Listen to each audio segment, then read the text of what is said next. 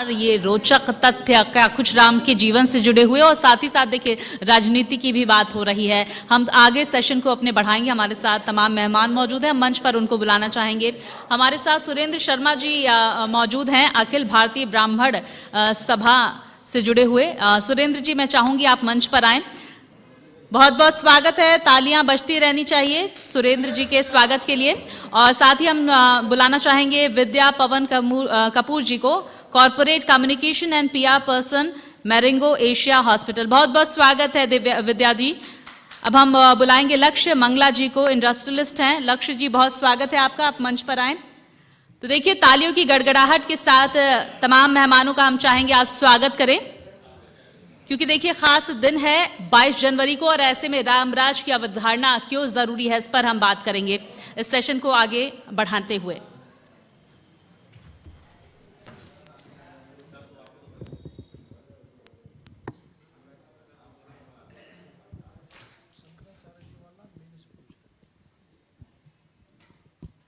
Thank you. तो देखिए दिन तो 22 जनवरी का बेहद खास है, लेकिन उससे पहले पूरा देश राममय हो गया है। ना सिर्फ देश बल्कि विदेशों में भी प्रभु श्री राम के नारों की गूंज हो रही है, उद्घोष हो रहे हैं। और ऐसे में इंडिया न्यूज़ हरियाणा ये खास पहल, ये खास कार्यक्रम आपके लिए लेकर आया है, जहां पर आस्था की चर्चा होगी और राजनीतिक सवाल भी होंगे। बात स्वास्थ्य की भी होगी और इंडस्ट्री यानी कि उद्योग धंधों की भी होगी। हम शुरुआत करेंगे सुरेंद्र शर्मा जी से, अखिल भारतीय ब्राह्मण सभा के से जुड़े हुए हैं। और देखिए सुरेंद्र शर्मा जी, क्योंकि देखिए प्रधानमंत्री की तरफ से अभी कुछ 1-2 दिन पहले ट्वीट किया गया, 11 दिनों के विशेष अनुष्ठान में वो शुरू किए हैं और शुरुआत की है उन्होंने। इस पर लगातार अब उन्हें घेरा जा रहा है, राजनीतिकरण हो रहा है। इस पर हम चाहेंगे आप अपना पक्ष रखें, अपनी प्रतिक्रिया रखें। जी, सियावर रामचंद्र जी की जय हो। परम श्रद्धेय संत महंत, उपस्थित महानुभाव, सबसे पहले तो मैं आपके चैनल को अपनी तरफ से, समस्त अखिल भारतीय ब्राह्मण सभा की तरफ से सुंदर आयोजन के लिए बधाई देता हूं। देखिए भगवान श्री राम की जहां तक व्याख्या है, भगवान श्री राम शिष्य के रूप में महर्षि वशिष्ठ जी और विश्वामित्र के साथ बड़े भाव से रहे। पुत्र की स्थिति में अपने माता पिता के कथन अनुसार वो वनवास गए। एक राजा के रूप में उन्होंने राम राज्य की स्थापना की और एक सेवक के रूप में सीता स्वयंवर में भगवान श्री परशुराम के उन्होंने चरण वंदन करके एक सेवक का आभार भी व्यक्त किया। तो भगवान श्री राम की जहां तक परिकल्पना है, वो जनमानस के और कण कण के विधाता हैं। तो इस जो मंदिर बनने जा रहा है उसके लिए भी बहुत बहुत बधाई। बात आती है प्रधानमंत्री के ट्वीट वाली। देखिए प्रधानमंत्री किसी एक विशेष वर्ग के नहीं, वो भारत की जनता ने चुने हैं, तो सभी के प्रधानमंत्री हैं, पहली बात।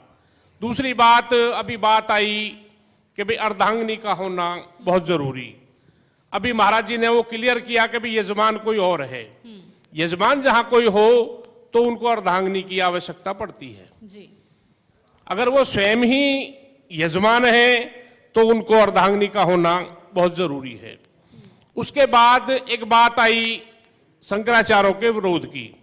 देखिए हमारी धरा पे एक 4 पीठ जगत गुरु शंकराचार्य ने विस्थापित की, उनमें से चारों शंकराचार्य जो हैं अपने अपने पदों पर आसीन हैं। बात देखिए उनका कोई विरोध करे जगत गुरु शंकराचार्यों का, तो मैं उसका भी विरोध करूंगा। हमारी पीठों में इनसे बड़ी कोई पीठ नहीं है। उसके बाद है व्यासपीठ, जिसको व्यासपीठ को अगर का शंकराचार्य भी आ जाएं तो उनको वो भी नमन करेंगे। जैसा प्रातः देखने में भी आता है कि इन बड़ी बड़ी पीठों में ये व्यास जिन बैठे हैं, ये कथा करते हैं, तो व्यास जी के नीचे वाले आसन पर शंकराचार्य जी बैठे मिलते हैं, ना कि बड़े आसन पे जी। मैं जहां तक बात अपने अनुभव की और अपने मन की करना चाहता हूं, देखिए एक ब्राह्मण सभा का मैं नेतृत्व करता हूं और ब्राह्मण सबका सब ब्राह्मण की सप्तद्वीप नौखंड और अधीन भरतखंड। हमारे देश के प्रधानमंत्री पर अगर ये आक्षेप लगता है कि वो शंकराचार्यों को नहीं बुला रहे या शंकराचार्य नहीं जा रहे। तो महाराजा के ऊपर अंकुश महाराज का होता है, समस्त सत्ता जो है ये संतों के अधीन है।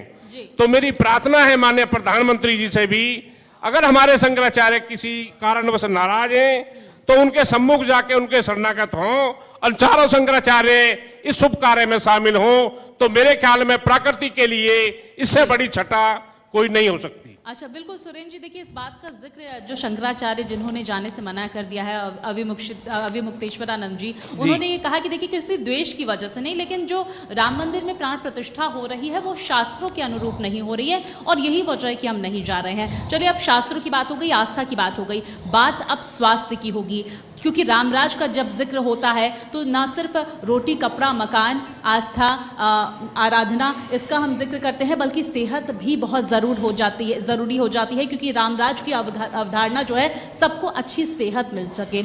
आप क्या कहेंगे विद्या जी, मौजूदा समय में अगर स्वास्थ्य क्षेत्र को आप देखती हैं तो क्या आंकती हैं, और साथ ही साथ क्या कुछ और यहाँ पर संभावनाएं हैं, क्या और अच्छे करने की ज़रूरत है ताकि रामराज में सबको अच्छी सेहत का अधिकार मिल सके? सबसे पहले जय श्री राम। मुझे ये मौका देने का आपको बहुत बहुत धन्यवाद।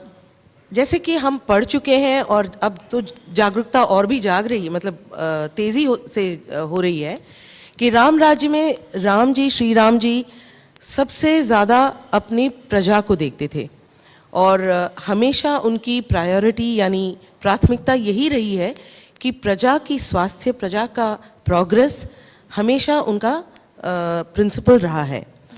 यहाँ तक कि उन्होंने इतनी सैक्रिफाइसेस की, ये भी हम सब जानते हैं। और विष्णु जी के सारे अवतार में शायद श्री राम जी का जो सैक्रिफाइस था वो सबसे उच्च माना जाता है अभी भी। और इसी विषय पे अगर मैं बात करूँ मेरिंगो एशिया हॉस्पिटल्स की, ख़ास करके फरीदाबाद की, तो हम चाहेंगे कि अभी भी हम वही सारी चीज़ें स्वास्थ्य के जो ऑफ़र कर रहे हैं वो सबसे ज़्यादा प्रजा के लिए ही है। हम ट्राई करते हैं, हम चेष्टा यही करते हैं कि कॉस्ट कम रहे, अफोर्डेबल रहे प्रजा को, और सबसे बेहतर स्वास्थ्य की जो सॉल्यूशंस हैं वो दी जाएं। इसके अलावा हमारा एक हील इन फरीदाबाद का एक कैंपेन भी हम शुरुआत करेंगे, जिसके अंतर्गत हम विमेंस हेल्थ पे ज़्यादा जागरूकता भी बढ़ाएंगे और उसमें हम यही चेष्टा करेंगे कि कई सारी चीज़ें जैसे विमेन के अंडर विमेन आती हैं, not just health but women empowerment with better health. अच्छा, बिल्कुल विद्या जी, आपने बेहद महत्वपूर्ण बात कही, क्योंकि देखिए लोगों की शिकायत होती है कि भाई बीमारी अगर होती है, प्राइवेट हॉस्पिटल्स का अगर हम रुख करते हैं तो बहुत लंबा बहुत ज़्यादा खर्च हो जाता है, जो वो कहीं ना कहीं वो अफोर्डेबल एक तरह से नहीं होता है। ऐसे में अगर आप इस तरह की पहल करते हैं, और आपको क्या लगता है सरकारों को भी इस दिशा में कदम उठाने की ज़रूरत है ताकि कम पैसों में एक जो स्वास्थ्य का अधिकार और जो अच्छा इलाज है वो आम जनता को मिल सके, तभी राम राज की जो अवधारणा है वो आगे बढ़ेगी और अग्रसर होंगे इस पथ पर हम। आई थिंक गवर्नमेंट ऑलरेडी बहुत सारे ऐसे कदम उठा रहे हैं जिससे जो बिलो पॉवर्टी लाइन है या आम आदमी है उनको ज़्यादा से ज़्यादा स्वास्थ्य की सुविधाएं मिल सकें। एक तो ये है, दूसरा ये है कि हम जहाँ तक अफोर्डेबल रख सकें हम उतना ही रखते हैं, और बिलो पॉवर्टी लाइन की भी हमारे पास काफ़ी सारी सुविधाएं हैं जिसके अंतर्गत हम उनको बेटर से बेहतर स्वास्थ्य देने की चेष्टा ज़रूर करते हैं। चलिए, अच्छी बात है। विद्या जी, हम लक्ष्य जी का रुख करेंगे। लक्ष्य जी, हम देख रहे थे काफ़ी वक्त से आप सुन रहे थे तमाम प्रवक्ताओं को, हमारे एंकर्स को, और काफ़ी खुश नज़र आ रहे थे। हम चाहेंगे कि राम राज पर आपकी क्या अवधारणा है, आप वो हमारे दर्शकों को बताइए। और जब बात उद्योगों की होगी, रोज़गार की होगी और फंडामेंटल अधिकारों की होगी, बेरोज़गारी दूर करने के लिए होगी, तब क्या कुछ कदम यहाँ पर उठाने की ज़रूरत है? राम राज की स्थापना, राम राज की अवधारणा का अगर हम जिक्र करते हैं तो सबसे पहले मैं इंडिया न्यूज़ का बहुत ज़्यादा आभार व्यक्त करना चाहूँगा, हमें मौका मिला। जब हम राम राज्य की बात करते हैं, राम राज्य क्या है? ये केवल मंदिर की स्थापना से इसका मतलब है कि हम एक नए युग की तरफ, हमारे देश को प्रगति की तरफ, हमारे देश की मूल्यों को आगे ले जाने की तरफ हमारी कोशिश क्या रहेगी, हमारे आने वाले जनरेशन्स के लिए हम क्या मूल्य पैदा करते हैं, क्या हम उन्हें संस्कार सिखाते हैं, इन सभी चीज़ों को लेके हमें आगे किस तरीके से बढ़ना चाहिए। मुझे इस बात पे काफ़ी ज़्यादा हैरानी होती है कि जब हम राम मंदिर की स्थापना की बात करते हैं तो ये सब्जेक्ट ऑटोमेटिकली पॉलिटिसाइज क्यों हो जाता है। मतलब क्या राम जी हिंदी संस्कृति की मूल रूप से एक क्वेश्चनेबल सब्जेक्ट है। सो आई पर्टिकुलरली बिलीव कि राम राज्य का मतलब केवल राम मंदिर की स्थापना करने से नहीं होना चाहिए, जबकि हमें हमारी भारतीय मूल्यों को उसको रियलाइज करना बहुत ज़्यादा ज़रूरी है। हमारे आने वाले जनरेशन्स के लिए उनके नॉलेज की वृद्धि होनी बहुत ज़्यादा ज़रूरी है कि हमारे संस्कृति, we are the longest living civilization which anybody has witnessed over the years in the history. I mean and इस पे क्वेश्चन उठना बड़ा, I would say to some extent I find it very shameful that we do not take pride in our own history, in our own culture, in our own civilization. तो मैं ये कहता हूँ कि जिस हिसाब से राम राज्य के समय हम चाहते थे और देखते थे और सुनते आए हैं कि सभी का कल्याण हो, सभी का विकास हो, पूर्ण रूप से कोई भेदभाव ना हो, सभी को पूरी अपॉर्चुनिटीज मिले, सारी अवसर मिले, तो हम चाहते हैं कि ये एक नया युग का शुरुआत हो जिसमें सभी का कल्याण हो, सभी के हितों का ध्यान रखा जाए, कोई भेदभाव ना हो एंड इसे केवल हिंदू धर्म से ना जोड़ा जाए। हमारे लिए राम भगवान एक भारत की नींव की आस्था है जी। इसका कोई धर्म से जोड़ना मैं नहीं समझता कि जरूरी है। हम सब भारतीय हैं। राम हमारे भारतवर्ष के सुनहरे एग्जाम्पल हैं कि how the state should have been. एक उनका चरित्र सबसे ज्यादा पूजनीय रहा है जी। बेटे के रूप में, पति के रूप में, राजा के रूप में उन्होंने जो हमें दिशा दिखाई है, उस दिशा पे हम बहुत पीछे जा चुके हैं। हम समझते हैं कि इस नए युग में नए तरीके से हमें उनसे सीखना चाहिए, हमें प्रेरणा लेनी चाहिए। And I would like to state it, it's very important कि आने वाली जनरेशन्स को उन मूल्यों से आप सिखाइए कि राम राज्य क्या होता है। सिर्फ मंदिर में जाके पूजा करने से क्या राम राज्य को आप जस्टिफाई कर रहे? आई डोंट थिंक सो। बिल्कुल, देखिए व्यवहार में उतारने की जरूरत है और यही वजह है कि देखिए 22 जनवरी का जो दिन है उससे पहले सुरेंद्र जी पूरा देश राममय हो गया है और हम वो देश भी राममय हो गए हैं जिनसे हम सीख रहे हैं, आधुनिकता की दौड़ में आगे बढ़ रहे हैं। लेकिन अभी देखिए पूरे देश में जिस तरह से राममय माहौल है, हम देख रहे थे, तमाम तस्वीरें भी सामने आ रही थी, बच्चा इस वक्त राम के गुणगान गा रहा है। आपको क्या लगता है जो मौजूदा स्थिति है, मौजूदा जो दिन है, उसको लेकर कहीं ना कहीं बदलाव जो है प्रेजेंट जनरेशन में इस वक्त देखने को मिल रहा है? क्योंकि मैं जिक्र करूंगी अपना ही, मेरा एक 3 साल का बच्चा है। आप यकीन नहीं मानेंगे, 1 महीने से वो प्रभु श्री राम के गुणगान गा रहा है, कभी वो राम जी बन जाता है, कभी हनुमान जी बन जाता है। तो बच्चों में जिस तरह से बदलाव भी आ रहा है, वो संस्कृति से अवगत हो रहे हैं, परंपराओं से भी अवगत हो रहे हैं। देखिए, स्वामी कृपात्री जी महाराज और हमारे ब्रह्मलीन जगत गुरु शंकराचार्य स्वरूपानंद जी की एक उपमा थी कि उसी घाट पर चूहा और बिल्ली पानी पिए, उसी घाट पर गाय और बकरी और शेर पानी पिए। प्रत्येक जो हमारी बहन बेटी है वो सुरक्षित रहे, आनंदित रहे, हमारा जो जीव है वो गदगद रहे, और जो हमारा युवा है वो शिक्षावान, संस्कारवान और अपनी संस्कृति का पालन करने वाला हो। देखिए, सनातन हमारा धर्म है और मानवता हमारी जाति है, तो ब्राह्मण सबका सब ब्राह्मण के, हम में किसी में भेद नहीं होना चाहिए। तो रामराज की कल्पना है तो ये कल्पना आज साकार होती दिख रही है। और बड़ी अच्छी बात लगी आपके 3 साल के बच्चे का जो आपने जिक्र किया। मेरे ख्याल में हर एक बच्चा आज जय श्री राम की एक जो अवलोकन है उसको कर रहा है।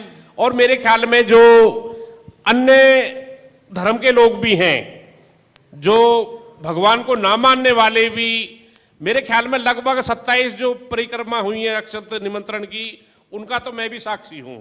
तो सभी को एक उत्साह भी है, सबको एक लगन भी है। और मैं पुनः एक प्रार्थना फिर करूंगा माननीय प्रधानमंत्री जी से, जो हमारे जगत गुरु शंकराचार्य चारों किसी कारण से रुष्ट हैं। मकर संक्रांति का कल त्योहार है। एक वर्ष में एक त्योहार एक बार ऐसा आता है कि जो भी हमारे किसी भी चाहे रिश्तेदार हैं या चिर परिचित हैं, अगर वो रूठे हैं तो उन्हें मनाना चाहिए।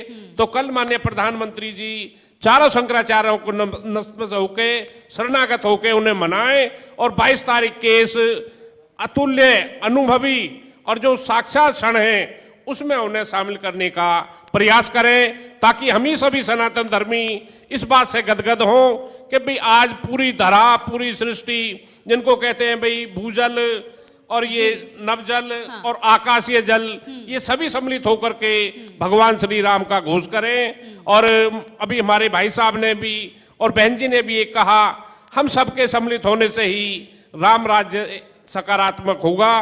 तो ये पहल अब चल पड़ी है, हम सभी को इसमें शामिल होना चाहिए। बिल्कुल, ये पहल चल पड़ी है और देखिए इस पहल से हर समाज के लोग, हर धर्म के लोग जुड़ रहे हैं। यही वजह है कि काशी से मुस्लिम महिलाएं प्रभु श्री राम के दर्शन करने के लिए पहुंच रही हैं। तो जैन समाज के लोग बाकायदा पोस्टर्स लगा के अपने घरों में प्रभु श्री राम की आराधना करते हुए नजर आ रहे हैं। विद्या जी, क्योंकि देखिए प्रभु श्री राम की जब बात होती है, अच्छी सेहत, अच्छा स्वास्थ्य सबका अधिकार है। और अगर हम जिक्र करें इस बात का कि देखिए जब एक व्यक्ति सकारात्मक माहौल में रहता है तो कहीं ना कहीं उसकी सेहत पर भी, उसकी हेल्थ पर भी जो असर उसका पड़ता है। और जब हम पूजा पाठ के माहौल में रहते हैं, एक अलग सी शक्ति महसूस करते हैं जो हमारे ब्रेन से लेके हमारी हेल्थ तक जिसकी पॉजिटिविटी, जिसका असर जो है वो पड़ता है। तो कहीं ना कहीं धर्म आपकी सेहत से भी जुड़ा हुआ है, ये भी हम समझ सकते हैं कि आपसे।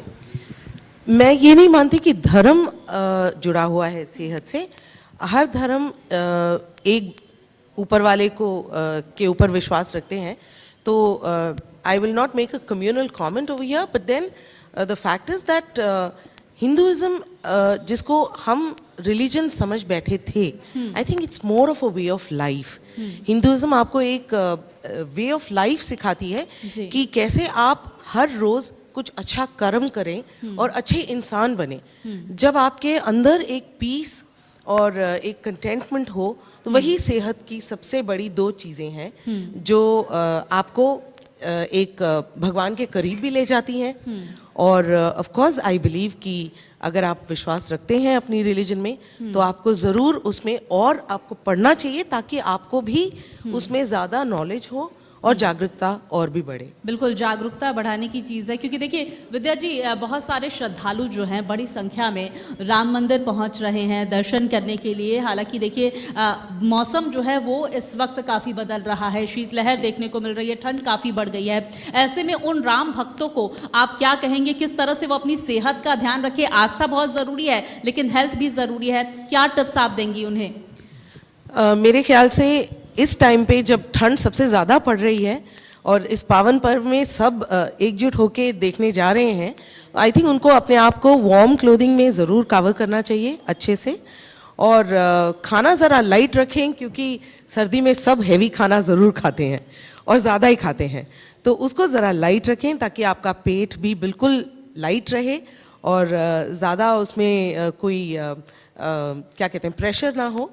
बाकी I think if you are well covered, आप सर्दी, ज़ुकाम, बुखार, इनसे आप दूर रह सकते हैं और आपका स्वास्थ्य स्वस्थ रह सकता है। बिल्कुल, आप स्वस्थ रह सकते हैं। लक्ष्य जी, देखिए हम आपका रुख करेंगे और समझने की कोशिश करेंगे आपसे रोजगार के क्षेत्र में। जिस तरह से मैंने आपसे पहले भी सवाल पूछा, क्या कुछ पहल यहाँ पर अब करने की ज़रूरत है? क्योंकि हम देख रहे हैं बेरोजगारी की दर जो है वो भी यहाँ पर बढ़ती जा रही है। और अमेरिका की हालिया स्टडी जो ये कहती है इस साल महंगाई भी बढ़ेगी और बेरोजगारी भी बढ़ेगी। इस पर आप क्या कहेंगे?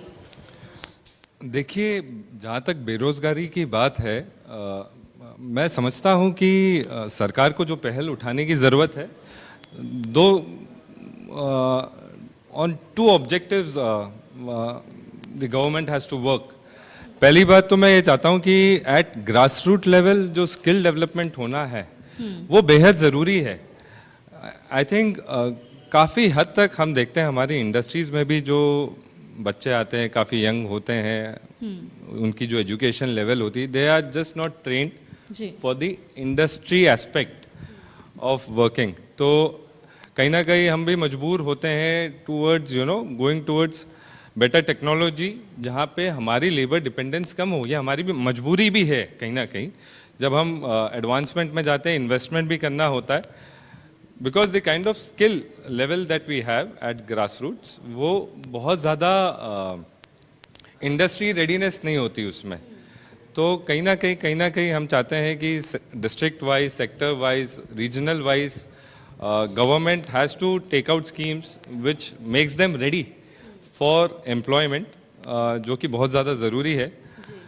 सेकेंडली मैं एक चीज़ और कहना चाहूँगा, देखो टेक्नोलॉजी को डेवलप होने से कोई नहीं रोक सकता। जो देश उसे अडॉप्ट नहीं करेगा वो कहीं ना कहीं बहुत पीछे रह जाएगा।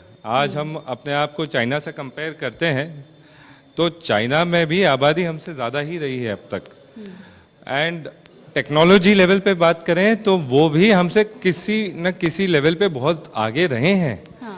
बट जिस किस्म से उन्होंने अपनी पॉपुलेशन को और टेक्नोलॉजी को बैलेंस बनाते हुए अपने आप को एक ग्लोबल सुपर फोर्स बनाया है इकोनॉमी में, so that is something that we need to learn.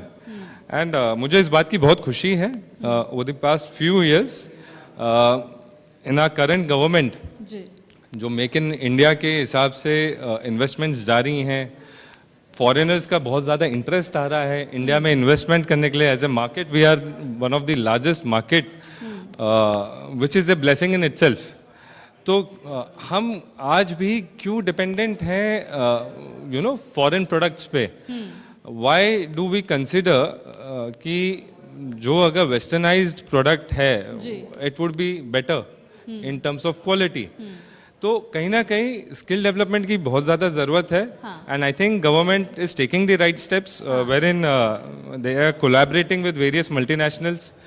जैसे आईफोन का प्लांट लगा इंडिया में, it's a matter of pride. आप कह रहे हैं कि गवर्नमेंट लगातार जो है इस क्षेत्र में आगे बढ़ रही है और इंडस्ट्रीज जो है इंडिया की उसे लगातार बूम कर रही है, उसको प्रोत्साहित कर रही है, और यही वजह है कि विपक्ष कहीं ना कहीं ये कह रहा है कि भाई उद्योगपतियों की सरकार है। इस पर आप क्या कहेंगे?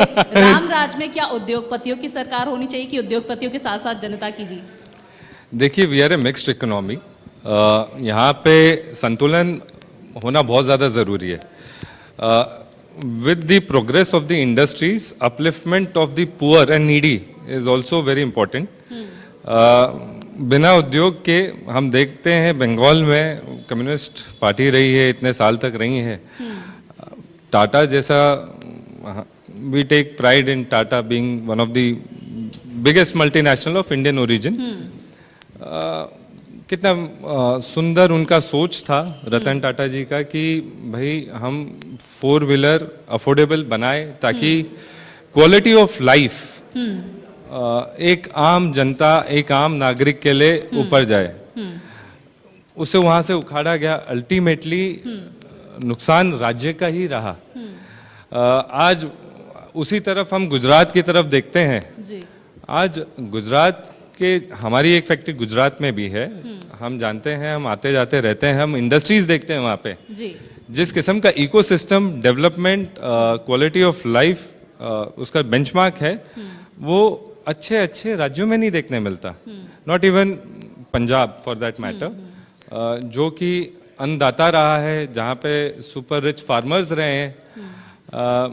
मुझे लगता है कि industrialization is very important, but कहीं ना कहीं हमें, let me just finish this point, मुझे ऐसा लगता है कि गवर्नमेंट को लेबर लॉज को थोड़ा और सक्रिय रूप से उस पर वर्किंग करने की जरूरत है। हम लेबर लॉज, मिनिमम वेजेस बढ़ाएं, जी जी हम उसके फेवर में हैं, बट कहीं ना कहीं जो कंडक्ट होना है उस पे भी थोड़ा सा विचार करें। उसमें बदलाव करने की जरूरत हाँ। है, थोड़ा स्टडी करने की जरूरत है, किसी दूसरी कंट्री की कोई अच्छी चीज है उसे अडॉप्ट करने की जरूरत है। सुरेंद्र जी हम आपका रुख करेंगे। सुरेंद्र जी देखिए, अब राजनीतिकरण बड़ा हो रहा है राम मंदिर को लेकर, और लगातार देखिए विपक्ष को न्योता भी दिया गया। विपक्ष कह रहा है कि हम आएंगे नहीं क्योंकि बीजेपी राम को भुनाने की कोशिश कर रही है, राम मंदिर का एजेंडा लोकसभा चुनावों में लेकर जाएगी, राम तो सबके हैं और हम कभी भी जाके दर्शन कर सकते हैं। फिर इस पर आप क्या कहेंगे, जरा अपनी प्रतिक्रिया दें। और साथ ही साथ देखिए, ये बात भी कहना गलत नहीं है कि भाई राम की तो सबके हैं। फिर आपको क्या लगता है, जब लोकसभा चुनाव आएगा, हरियाणा में विधानसभा चुनाव आएगा, उस वक्त राम मंदिर का मुद्दा उठाने की जरूरत है या बात होनी चाहिए क्षेत्रीय मुद्दों को लेकर? देखिए, ये तो है पार्टियों का मामला।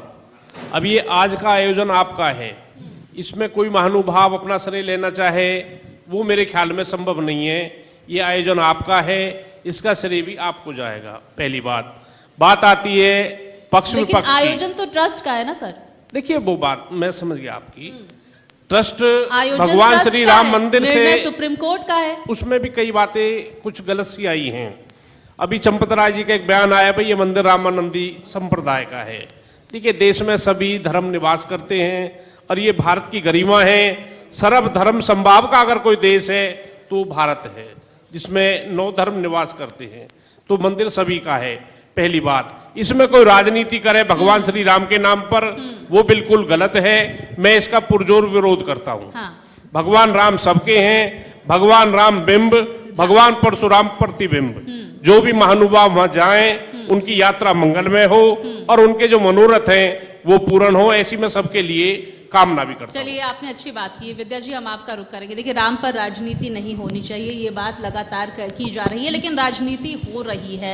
आपको क्या लगता है, यहाँ पर हमें अपने माइंडसेट को बदलने की भी ज़रूरत है? और मैंने जो सवाल सुरेंद्र जी से भी किया कि देखिए, क्योंकि राम मंदिर की प्राण प्रतिष्ठा हो जाएगी, लोकसभा चुनाव नज़दीक है, विधानसभा चुनाव नज़दीक है, ऐसे में बात क्षेत्रीय मुद्दों की होनी चाहिए, क्योंकि जनता जो है, आस्था आराधना अपनी जगह है, लेकिन क्षेत्रीय मुद्दे जो है वो भी अपनी जगह है। बात जनता की भी होनी चाहिए, उनकी भी ज़रूरतों का ध्यान रखना चाहिए। आपको क्या लगता है, किस बदलाव की ज़रूरत है इस राम राज में और मौजूदा समय में जो राम राज की अवधारणा है उसमें? देखिए, जैसा मैं पहले भी कह चुकी हूँ, राम राज्य के जो प्रिंसिपल्स थे और जिससे हम काफ़ी कुछ सीख सकते हैं, that is to improve the प्रजा। जो प्रजा को चाहिए, स्वास्थ्य इनमें सबसे ज़्यादा प्राथमिकता का स्थान प्राप्त करती है। बिकॉज आज आप भी देख रहे हैं कि सोसाइटी में छोटे छोटे बच्चे हार्ट अटैक से गुजर रहे हैं। These are the things that the government should be focusing on. Ram ji और या राम राज्य जी की जो मुद्दा है, I don't think it's a matter of debate और politicising it, because Hindus follow Shri Ram ji just like every other religion follows their God. So that today our God has become a matter of politics or debate or argument is a very shameful thing. Just like Lakshya ji said in his opening remarks. So I don't think Sri Ram ji is a matter of any debate. He's our God, we follow it. And there are so many other religions who also believe in what, Ram Rajya actually propagated. As far as health is concerned, हाँ बिल्कुल मुद्दा हमेशा जो प्रजा को की ज़रूरतें हैं उसको पूरा करने की होनी चाहिए। स्वास्थ्य उसमें सबसे ज़्यादा प्राथमिकता के लेवल पे होना चाहिए। बिल्कुल। अच्छा विद्या जी, जब बात हुई है तो देखिए दूर तलक जाएगी, और जब बात हम हेल्थ की करते हैं तो हमने देखा फॉरेन कंट्रीज़ में लोगों को फ्री हेल्थ इंश्योरेंस गवर्नमेंट की तरफ से प्रोवाइड होता है, जो एक उनका अधिकार भी है। आपको नहीं लगता कि जब इलेक्शन आएंगे तो इसे भी गवर्नमेंट को अपने एजेंडों में शामिल करना चाहिए, तभी जो है रामराज की जो हम परिकल्पना करते हैं वो उसकी तरफ हम अग्रसर होंगे? आई थिंक एक लेटेस्ट न्यूज़ यही है, जहाँ तक मैंने सुना है कि इंश्योरेंस के अमाउंट्स बढ़ा दी जा रही हैं। That is not, I won't look it as a pre election move. I think budget में ये बढ़ाना बहुत ज़रूरी था, बिकॉज जो मध्य वर्ग और उसके नीचे के वर्ग के लोग हैं उनसे ज़्यादा अफोर्ड नहीं किया जा रहा है। तो गवर्नमेंट खुद ये स्टेप्स ले रही हैं कि उनको ये अफोर्डेबल हेल्थ केयर मिले।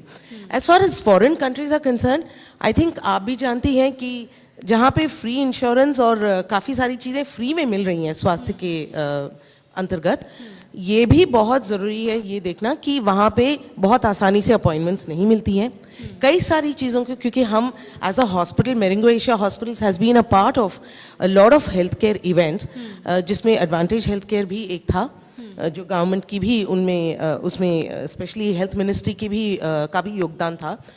उसके अंतर्गत कई सारे लोग आए फॉरेन कंट्रीज से और उन्होंने आके एक्चुअली यहाँ पे बोला कि इंडिया का जो हेल्थ केयर है वो सबसे अफोर्डेबल और एक्सेसिबल है, क्योंकि वहाँ पे लोगों को एक जैसे लिवर ट्रांसप्लांट, उसके लिए उनको 3-4 महीने का वक्त दिया गया, जबकि उनके निजी के पास सिर्फ 1 महीने का वक्त था।